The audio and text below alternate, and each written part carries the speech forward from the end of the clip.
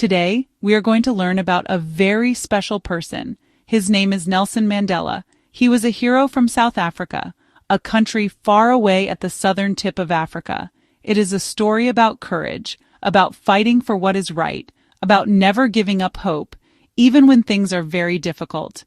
Learning about his life can inspire us all to be better people. His journey was long and hard, but it changed his country and the world forever. Let's begin this incredible journey together with Nelson Mandela. Nelson Mandela was born on July 18, 1918, in a small village in South Africa. His family was part of the Thembu people, who have a long and proud history. The village was called Mvezo. It was surrounded by green hills, rivers, and wide open skies. People lived in small houses with thatched roofs. Life was simple and close to nature. Mandela's father was a respected leader in the community. He helped solve problems and made important decisions for the village. From his father, young Nelson learned about respect, fairness, and responsibility. His mother was gentle and wise. She taught Nelson to be kind and to help others. She showed him the importance of family and community. In the village, children played together in the fields. They ran, laughed, and made up games. Mandela loved to play with his friends and explore the countryside. Every morning, Nelson helped with chores. He fetched water from the river and collected firewood. He learned to look after the family's sheep and cattle in the green fields. The people in the village followed old traditions. They wore colorful clothes and celebrated with music and dance. Mandela listened to stories told by elders around the fire at night. These stories were about the history of their people, about bravery, wisdom, and hope. They planted a dream in Nelson's mind, a dream of freedom and a better future for everyone. Mandela was the first in his family to go to school. The school was small, with only one classroom. The children sat on wooden benches and learned to read and write. At school, his teacher gave him the English name Nelson. He was proud to learn new things and wanted to help his people one day. Nelson learned that a true leader is a servant of the people. A leader must listen more than he speaks and always try to help others. He also learned about respect, honesty, and working together. These early lessons helped him become strong and wise. Mandela's childhood in the village was full of love, learning, and hope. These experiences prepared him for the great challenges he would face later in his life. His story shows us that even the smallest village can raise a hero. As a young man, Nelson Mandela left his village and moved to the big city of Johannesburg. The city was busy and full of new opportunities, but also many challenges. Johannesburg was a place where people from all over South Africa came to find work. But life was very hard for Black South Africans. They lived in crowded townships, far from the city center. The government made strict laws called apartheid. These laws separated people by the color of their skin. Black people could not live in the same neighborhoods as white people. They could not use the same buses, parks, or even benches. In Johannesburg, he saw the reality of apartheid very clearly. Black South Africans had to carry special papers called passbooks. Without these, they could be arrested at any time. The police often stopped people and checked their passes. He saw how Black people were forced to live in poor, crowded areas. They could not get good jobs. Most worked as laborers, cleaners, or in factories, earning very little money. Children often had to leave school to help their families survive. Mandela saw children walking long distances to school, and families struggling to find enough food. He knew this was not fair. He decided to become a lawyer to help his people fight against these unfair laws.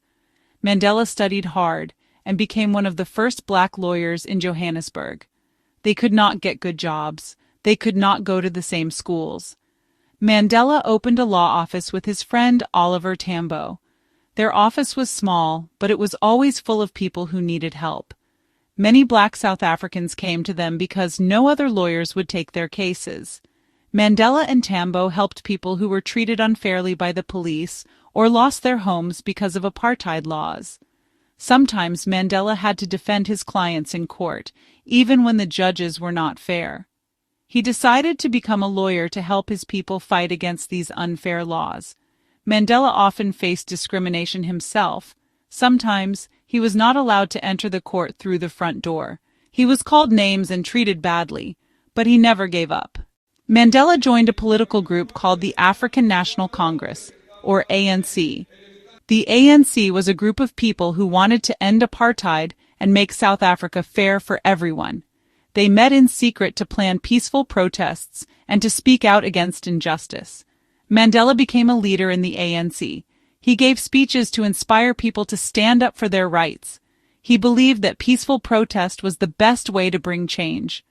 With his friend Oliver Tambo, Mandela opened the first black law firm in the country. The ANC organized marches, strikes, and boycotts. People walked together in the streets, holding signs and singing songs of freedom. They wanted the world to see their struggle. At first, the ANC used peaceful methods to protest against apartheid. Mandela helped organize the Defiance Campaign, where people broke unfair laws on purpose to show they were wrong. He was arrested many times, but he always stayed strong. They organized marches, they organized strikes, they organized boycotts. Mandela spoke to crowds telling them, "We are fighting for freedom, for justice, for the right to live as equals." His words gave people hope and courage. After a terrible event in 1960, where police killed 69 peaceful protesters in a place called Sharpeville, Mandela and the ANC felt they had no other choice. The Sharpeville massacre shocked the world. Mandela realized that peaceful protest alone might not be enough. The government became even more strict, and many ANC leaders were arrested. They decided they had to use stronger methods to fight the government. He started a new armed wing of the ANC. Mandela went into hiding. He wore disguises and moved from place to place, always trying to stay one step ahead of the police. The government called him a terrorist, but to his people, he was a hero. He had to hide from the police and live in secret. The government called him a terrorist. Even in the darkest times, Mandela never lost hope.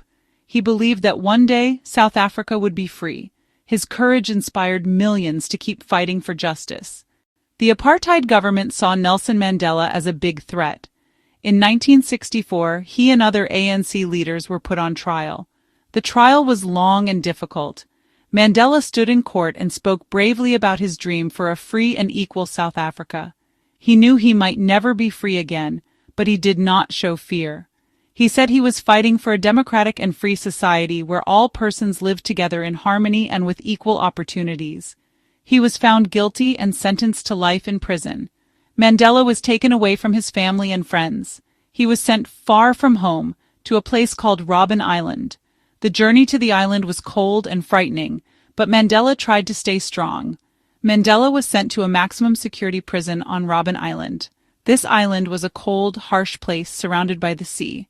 The prison was small and dark. Mandela's cell was tiny, with only a thin mat on the floor and a small window high on the wall. Every morning, guards woke the prisoners early, and they had to work hard all day. For 18 long years, he lived in a very small cell. He had a thin mat to sleep on and a bucket for a toilet. Mandela and the other prisoners wore rough uniforms and ate simple food. Sometimes the food was not enough, but they shared what they had. They worked together, breaking stones or working in the hot sun. The prisoners were forced to do hard labor, like working in a lime quarry. The bright sun reflecting off the white stone damaged his eyes permanently. Even though the work was painful, Mandela tried to help the other prisoners. He listened to their problems and gave them hope. He reminded them that they were not alone. The guards were often cruel, but even in this terrible place, Mandela's spirit did not break. Mandela made friends with many prisoners. They called him Tata, which means father. He taught them about respect, kindness, and never giving up. Together they sang songs and told stories to keep their spirits alive. He continued to be a leader for the other prisoners, teaching them and encouraging them and keeping their hope alive. Mandela started a small school inside the prison. He taught the other men to read and write. They called it the University of Robben Island. Learning together made them feel strong and hopeful for the future. They organized classes to educate each other. They secretly wrote messages and planned for the future of South Africa. Sometimes Mandela was not allowed to see his family for many years.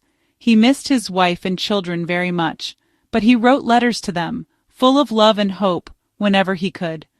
Mandela learned the language of the prison guards, Africans, so he could understand them better. He showed them respect as human beings, even though they were his jailers. Over the years, some guards began to respect Mandela.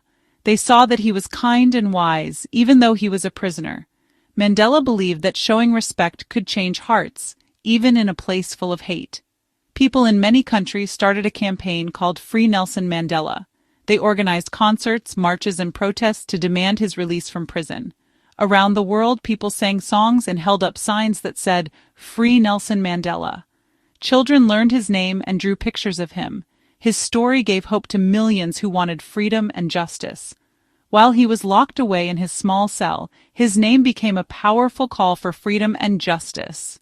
He was not forgotten. Mandela spent 27 years in prison. He lost many things, but he never lost hope.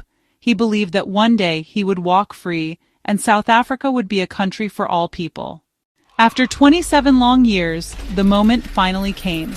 On February 11, 1990, Nelson Mandela was released from prison, holding his wife Winnie's hand with a fist raised in victory. People in the streets celebrated, singing and dancing. It was a day of incredible joy and hope. Mandela became a symbol of hope, not just for South Africa but for the whole world. People everywhere watched as he walked free, smiling and waving to the crowds.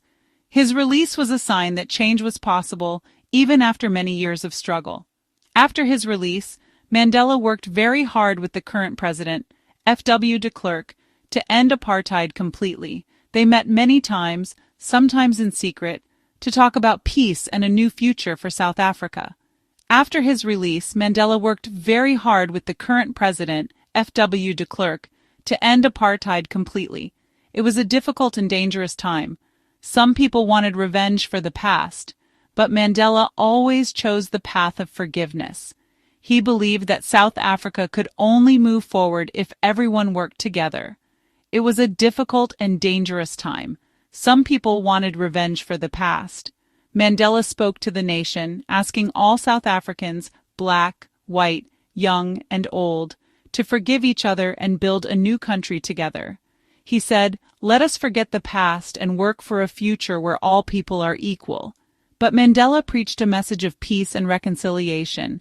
He asked all South Africans, black, white, to work together to build a new nation. In 1994, South Africa held its first ever democratic election. For the first time, all people of all races could vote. The lines to vote were very long, but people waited patiently, excited to make history. In 1994, South Africa held its first ever democratic election. For the first time, all people of all races could vote. On May 10, 1994, Nelson Mandela became the first black president of South Africa. The world watched as he took the oath of office, promising to serve all people with fairness and respect. On May 10, 1994, Nelson Mandela became the first black president of South Africa. As president, Mandela worked to unite a country that had been divided for so long. He invited people from all backgrounds to join his government. He listened to their ideas and tried to make everyone feel included. Mandela also set up the Truth and Reconciliation Commission. This group helped people talk about the pain of the past so the country could heal. People told their stories, forgave each other, and began to move forward together. One of his most famous acts of reconciliation was his support for the national rugby team, the Springboks. The Springboks were once a symbol of division, but Mandela wore their jersey and cheered for them. When the team won the World Cup, it brought the whole country together in celebration. When the team won, it was a moment of unity for the entire nation.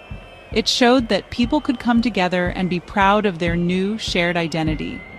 Mandela's leadership inspired people around the world. He met with leaders from many countries, received awards, and spoke about peace and human rights. He showed that one person can make a difference, no matter how hard the journey. Under Mandela's leadership, South Africa became a country of hope. People of all races could go to school together, work together, and dream together.